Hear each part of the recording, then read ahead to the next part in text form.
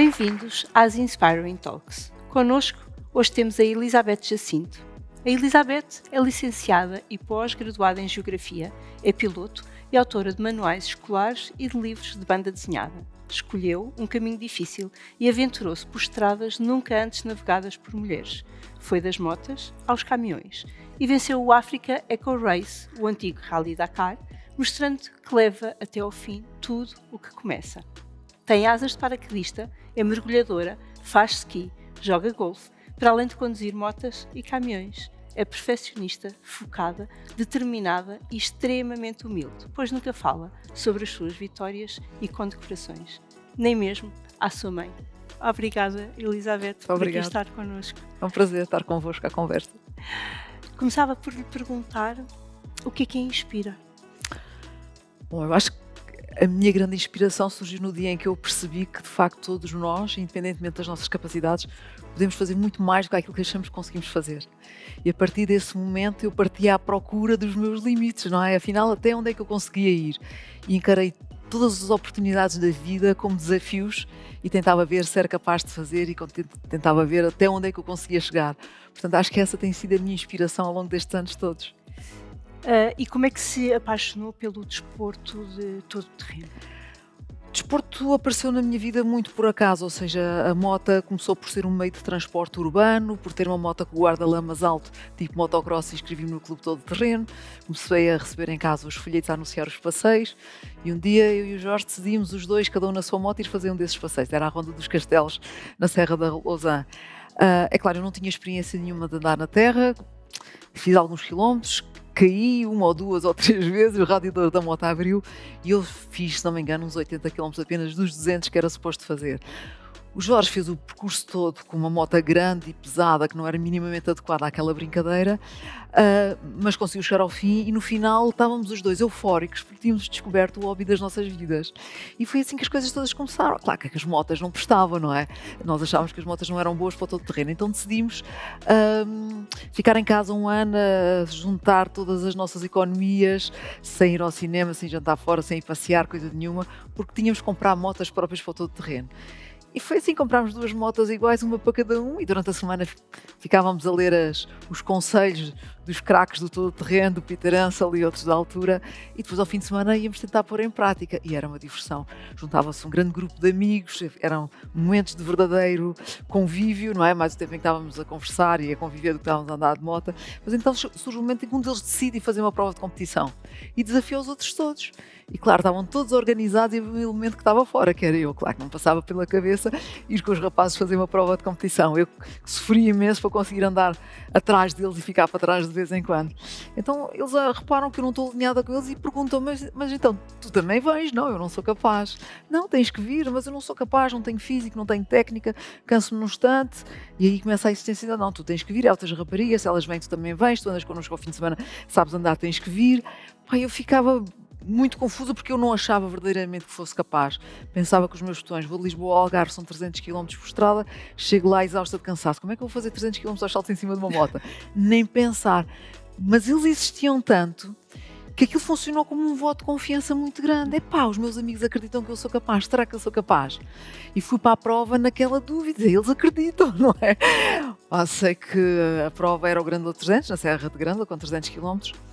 Passado meio dos quilómetros já tinha tantas dores no corpo que eu já não me conseguia mexer, mas só pensava, tenho que conseguir.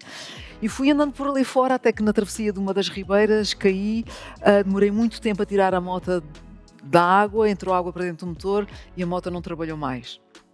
E portanto eu desisti assim da minha primeira prova.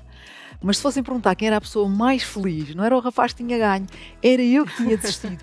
Porque eu tinha feito muito mais do que aquilo que pensava que era possível fazer. Eu tinha desistido por volta do quilómetro 270, portanto eu achava que não fazia nem 70 km, nem 100, portanto eu cheguei quase ao fim. E naquele momento eu percebi que de facto nós somos muito mais capazes do que aquilo que acreditamos que somos capazes. Nós minimizamos muito as nossas capacidades. E daquele momento ficou um sentimento de paixão profunda. Eu passei os meus dias todos a pensar o que é que eu faço para arranjar técnica, o que é que eu faço para arranjar dinheiro, o que é que eu faço para arranjar tempo para treinar, o que é que eu faço para me organizar, para poder fazer as corridas. E a partir dali eu fiz todas as corridas do campeonato nacional, a partir daquela, e foi um desafio fazer corridas cada vez maiores, cada vez mais difíceis, fazer provas em Espanha, fazer provas em África, e depois finalmente veio a ideia do Dakar, e nunca mais parei. Competes num mundo francamente dominado por homens. Claro. Como é que gera esta realidade? Gera-se com inteligência e com bom senso. Eu devo dizer que quando eu comecei a fazer corridas e a participar em provas, o meu objetivo não era impor-me como mulher, nem provar que as mulheres podiam fazer o mesmo que os homens, nada disso. Eu apenas queria ver o que é que eu era capaz de fazer. Eu tinha descoberto uma coisa fantástica, não é? Eu tinha feito aquela prova quase até ao fim e se calhar até era capaz de fazer mais. E, portanto, aquilo era o meu desafio. E, portanto, eu não estava ali para provar nada a ninguém. Estava ali para provar a mim própria que eu era capaz de fazer.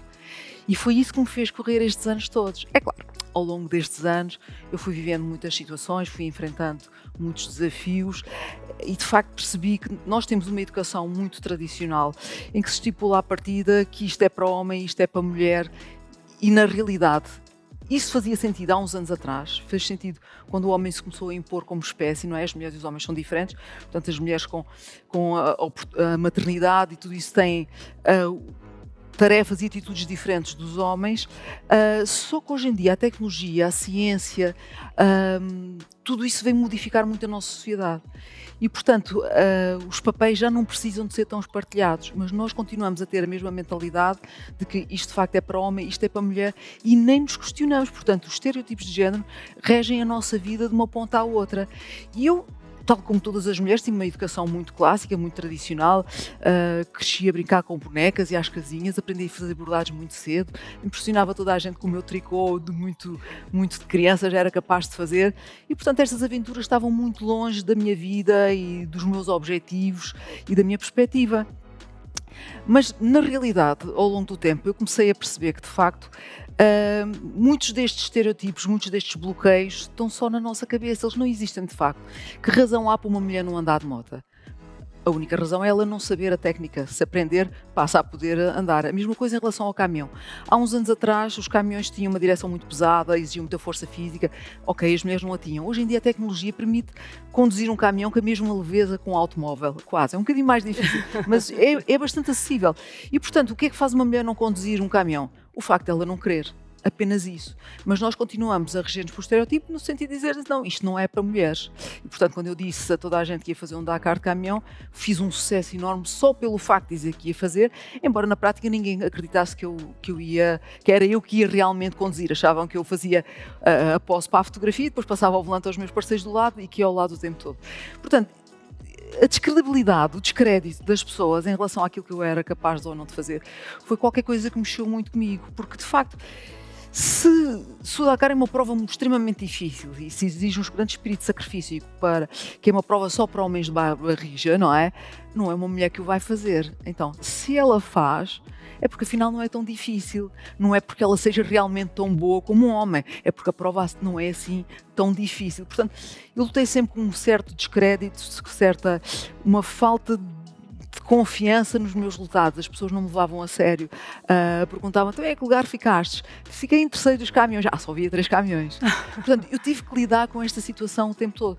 Ora, como é que se lida? Lida-se com a inteligência. Tentei nunca entrar em confronto com as pessoas, até porque tinha patrocínios, queria sempre dar uma boa imagem de mim própria e tentei sempre procurar solução para as situações. Tive situações difíceis, exatamente, tive mais problemas que qualquer outra pessoa, qualquer homem que estivesse a fazer o mesmo que eu, mas fui ultrapassando com bom senso e com a máxima inteligência que eu podia nas várias situações, mas digo-lhe sinceramente que se eu tivesse sido homem tinha tido sucesso mais cedo.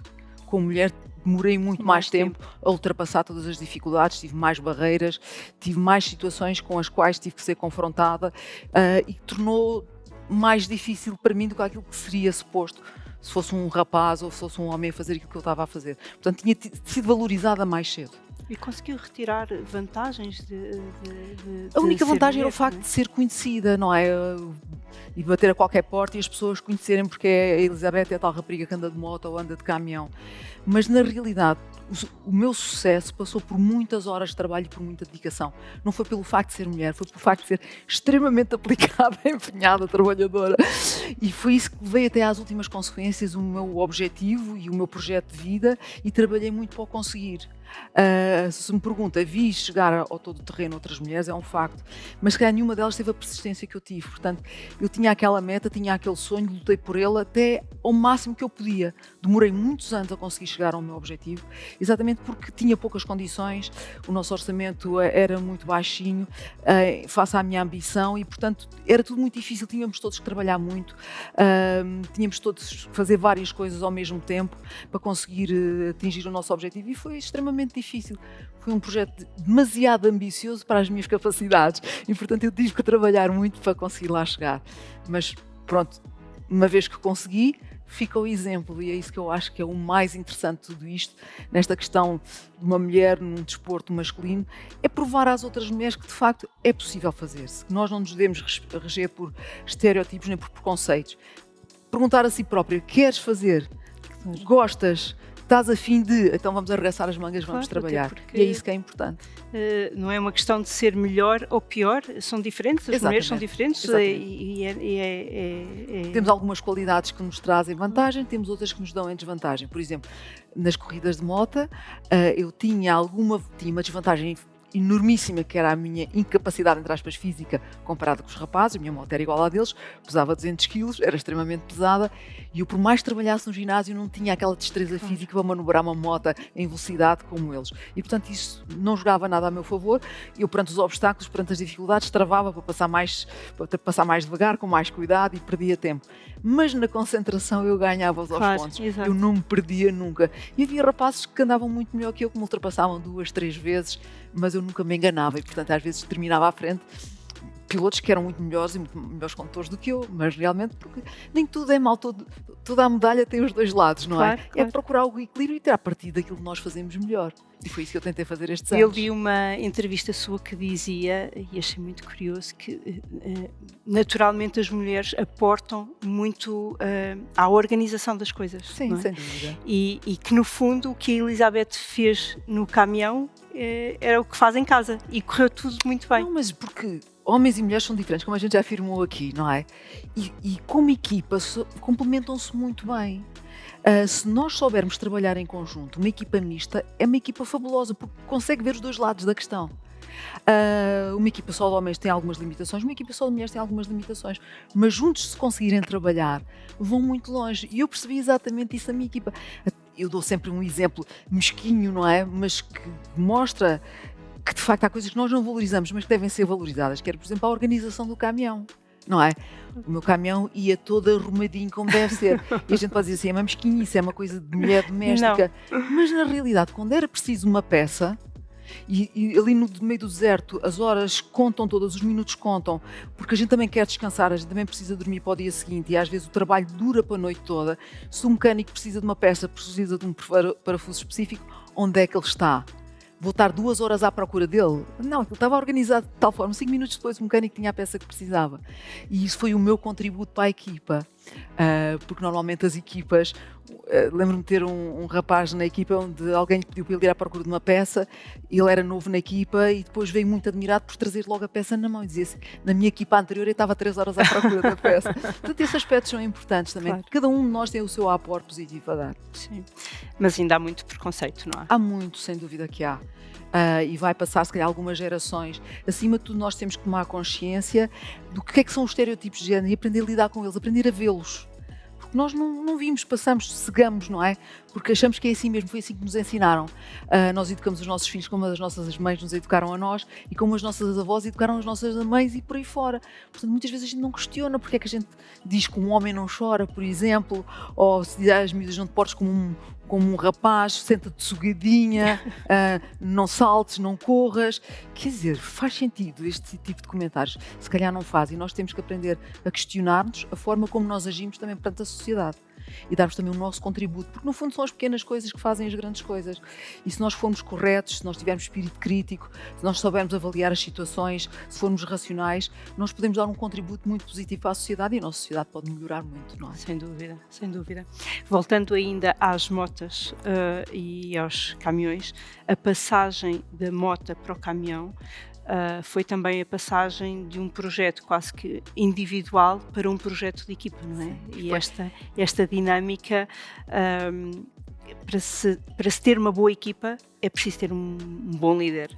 E foi dos meus projetos mais difíceis. Sim. Foi exatamente isso. Portanto, a minha luta era o caminhão, era a mota, mas depois de repente vi-me abraços com um problema enorme com o qual eu não estava a contar. A equipa. Tinha uma equipa comigo e eu não sabia como é que se geria uma equipa e não só não sabia, como não me passava na minha cabeça a ideia de ser eu a líder da equipa. Não, eu era mulher. Então, quem são os fortes? São os homens. Quem é que sabem? São os homens. Não foi assim que nos ensinaram. Pelo menos a mim foi essa a mensagem que a sociedade e os meus pais me foram transmitindo.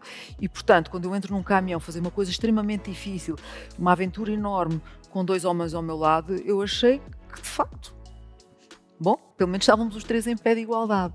Só que depois percebi que tinha um problema enorme em mãos e que as coisas não funcionavam. Eu lembro-me de ver o caminhão enterrado no meio das dunas, saí a correr para ir ver qual é a melhor passagem entre as dunas e quando vir para o caminhão vejo um dos elementos da equipa a pôr a placa de desatascar atrás da roda atrás e o outro a pôr a placa de desatascar à frente da roda da frente. E eu fiquei muito admirada com aquela imagem e disse a mim, mas eles estão tão perto um do outro, nem sequer conversam. Percebi que tinha um problema de comunicação enorme, mas para além de um problema de comunicação, eu percebi ali naquele momento que a minha equipa tinha um problema de liderança. Não havia líder e, portanto, havia uma luta de egos enorme, cada um queria provar ao outro que era melhor que o outro e, portanto, aquilo funcionava muito mal. E aí eu percebi que, de facto, tinha que me afirmar como líder, tinha que me impor. E agora como é que isso se faz?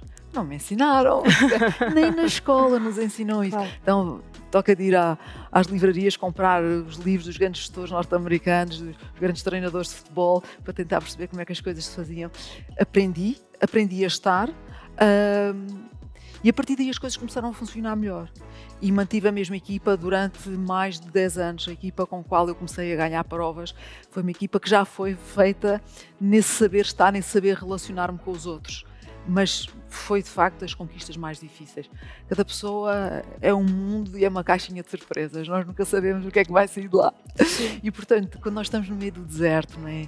Em situações extremamente difíceis, cansados, com fome, com sono, todos porcos, transpirados, às vezes sem tomar banho há muito tempo, as pessoas modificam-se um bocadinho, não é aquela pessoa que a gente conheceu aqui neste ambiente urbano, já não é aquela que a gente tem ali ao nosso lado no meio do deserto e às vezes temos grandes surpresas e portanto nós temos que saber estar, temos que aprender a ser e eu tive que aprender a ser também a líder da equipa e a gerir até o estado de espíritos das pessoas que iam comigo e de facto a minha grande coroa de glória nestes anos todos não foi de facto a vitória do caminhão em si, que me deu muito orgulho e foi uma conquista difícil de fazer, mas foi eu ter percebido que tinha feito uma grande conquista sobre mim própria, no domínio das minhas emoções, dos meus medos, das minhas ansiedades, conseguir ter paz e tranquilidade interior para gerir as situações mais difíceis e isso foi a minha grande taça, a taça que eu trouxe